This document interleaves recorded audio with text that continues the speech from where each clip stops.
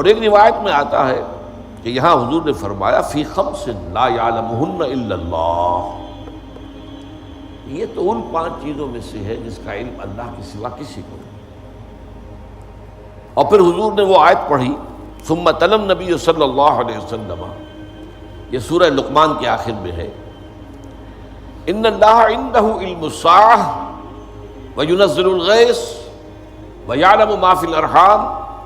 وما تدری نفس ماذا تکسب غدا وما تدری نفس بأی ارض تموت ان اللہ علیم خبیر۔ اللہ تعالیٰ ہی ہے جس کے پاس قیامت کا علم ہے کہ وہ کب آئے، وہی ہے جو بارش برساتا ہے، وہی ہے جو جانتا ہے کہ ماؤں کے پیٹوں میں کیا ہے، اور کسی انسان کو، کسی ذی نفس کو یہ معلوم نہیں ہے کہ وہ کل کیا کمائی کرے گا، کل کوئی نیکی کمائے گا یا بدی کمائے گا، یا دنیا کی کمائی کے اعتبار سے بھی کیا پتہ۔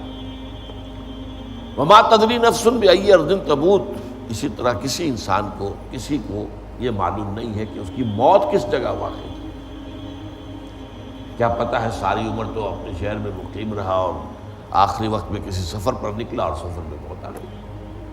تو کچھ معلوم نہیں موت کہاں آئی۔ ان اللہ علیم خبیر، یہ تو اللہ ہی ہے جو ہر چیز کا علم رکھتا ہے اور ہر شے سے باخبر۔